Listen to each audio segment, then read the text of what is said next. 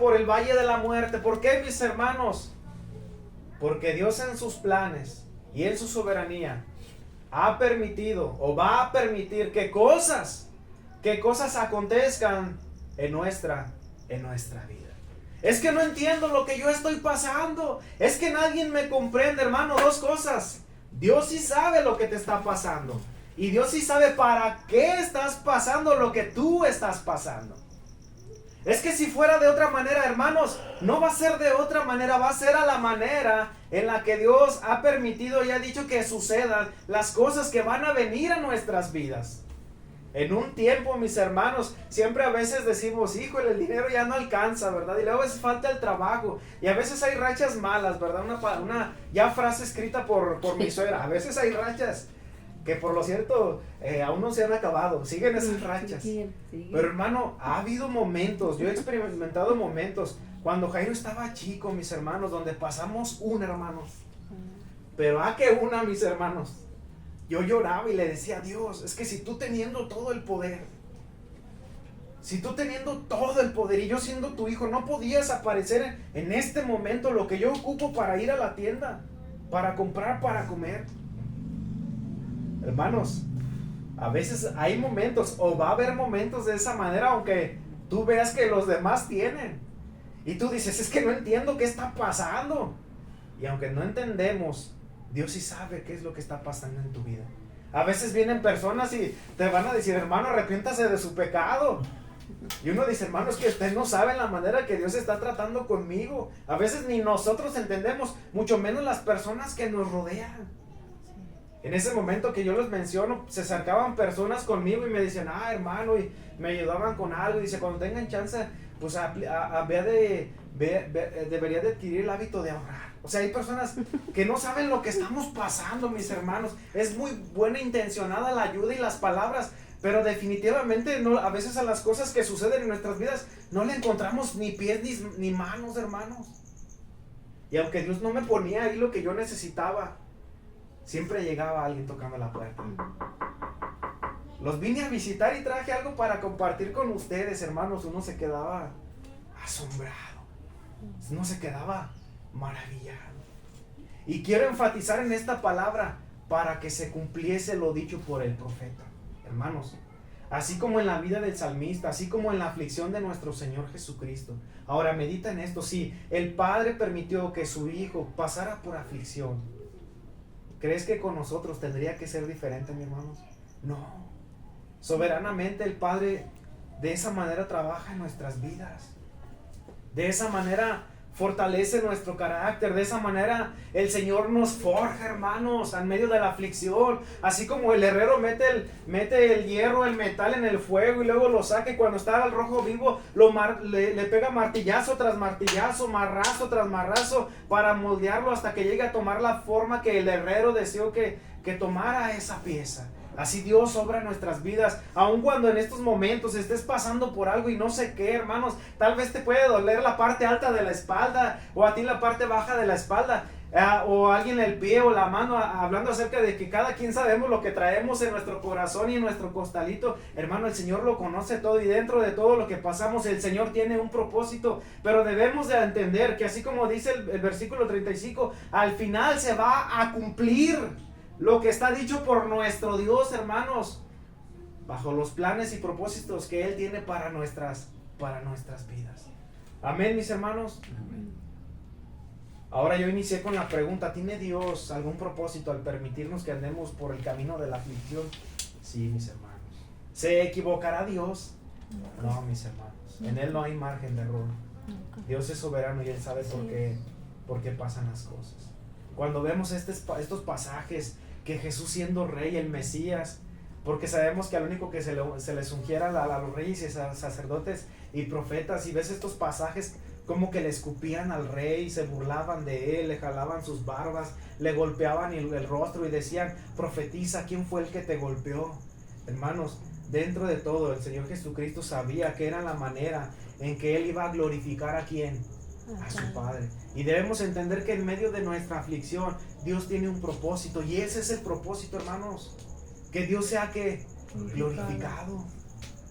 En una oración de las que comparte el pastor Sugel Michelén, le dice a Dios: Señor, si lo que paso en mi vida te glorifica a ti, tu nombre sea bendito y que a ti sea la gloria. Hermano, si lo que nos está pasando en nuestras vidas, desea del índole que estemos pasando, está glorificando a Dios, dile al Señor, entonces Señor, que tu nombre sea glorificado, aún así sea que esté pasando por en medio de la aflicción.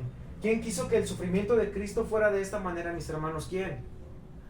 El Padre.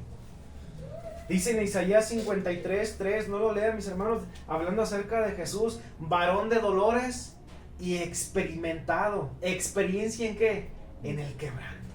Y aquí está plasmado, mis hermanos. Isaías 53 es una profecía cumplida en todos estos pasajes. Isaías 53:10, por voluntad de quién o por plan de quién estaba Jesús pasando esta aflicción. Por voluntad del Padre. Jehová quiso quebrantarlo. ¿Quién? Jehová quiso quebrantarlo, sujetándolo a padecimiento, hasta que haya puesto su vida en expiación. ¿Por quién? ¿O por qué? Por el pecado. ¿Tenía un plan y un propósito el sufrimiento de nuestro Cristo? Claro que sí, mis hermanos.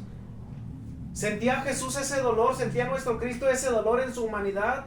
Claro que sí. Vamos a considerar un último pasaje, mis hermanos, y estamos terminando. Lucas capítulo 22. Lucas capítulo 22. Versículo 42. 22:42. Vamos a leer el 37 y de ahí nos pasamos al 42 porque es muy importante, tiene mucha relevancia. Hablando Jesús dice: porque os digo que es necesario que se cumpla, ¿que se qué, mis hermanos?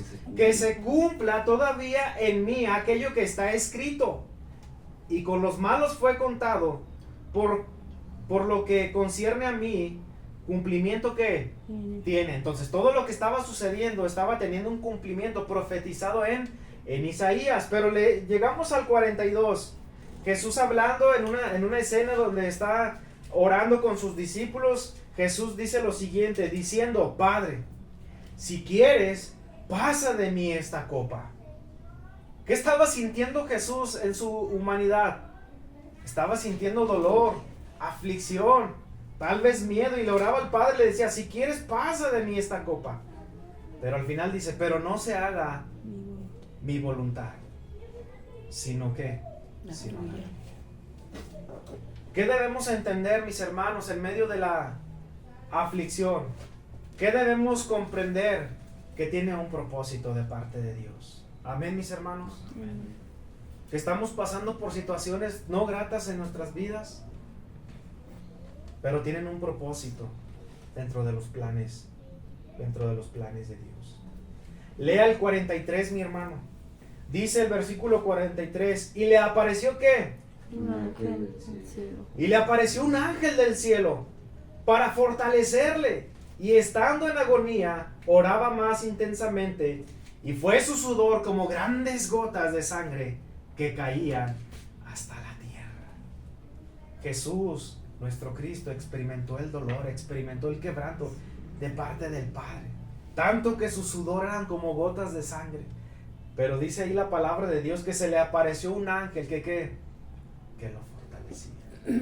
Hermano, ¿te das cuenta que aún en la aflicción, cuando nada es lógico, cuando nada tiene sentido, el Señor pone esperanza en nosotros? El Señor pone palabra, pone fuerzas que salen no sabemos de dónde en medio de la aflicción.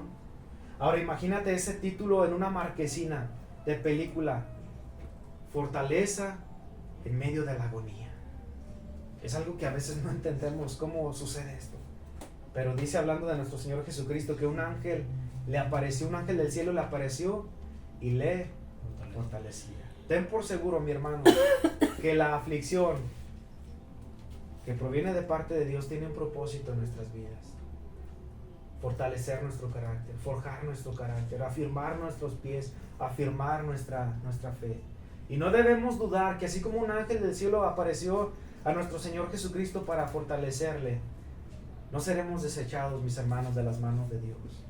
El Señor siempre va a estar en nuestras vidas para fortalecernos. Algo que nos sorprende en el Salmo 22 es que los últimos versículos del Salmo 22, después que viene hablando de sufrimiento, empieza a hablar de alabanza, empieza a hablar de la adoración a Dios. Y un propósito del sufrimiento es que en medio del sufrimiento aprendamos a alabar, agradecer, adorar y exaltar ¿a quién? A nuestro Dios. Como dijo Job, Jehová dio, Jehová quitó. Sea el nombre de Jehová bendito. Amén, mis hermanos. En otras palabras del salmista, dijo el salmista en el 138:8, no lo busque, Jehová cumplirá su propósito en mí, sea por lo que estés pasando. No sé cuán grande sea tu dolor o tu aflicción, Jehová cumplirá su propósito en mí. Todo tiene un porqué y un para qué, pero eso solamente lo conoce nuestro Dios. El salmista pasó por sufrimiento. Nuestro Señor Jesucristo pasó por un sufrimiento, pero el Padre en su soberanía sabía que tenía un propósito y que iba a llegar un momento de cumplimiento. Mira, mi hermano, el día de mañana, todo lo que a veces nos acontece, solamente lo recordaremos con alegría y diremos, aquello que pasó en mi vida en ese momento fue para fortalecer mi fe. Aquello que yo les platico que me sucedió, lo recordé estando en San Luis, mis hermanos. Así es que en ese momento no me asustaba, mis hermanos. Estaba curtido para lo que pudiera venir. Entonces, si estás pasando por algo, es que Dios te está preparando para algo que en sus planes Él tiene preparado para ti. Amén, mis hermanos. Entonces, si la aflicción tiene un propósito, podemos concluir de esta manera. Si nuestra aflicción, así como la de Cristo, tiene como propósito glorificar a Dios, entonces sea el nombre de nuestro Dios bendito y a Él sea la gloria. Dale la gloria a Dios, hermanos, aún en medio de la aflicción. Que Dios los bendiga, mis hermanos. Puestos de pie.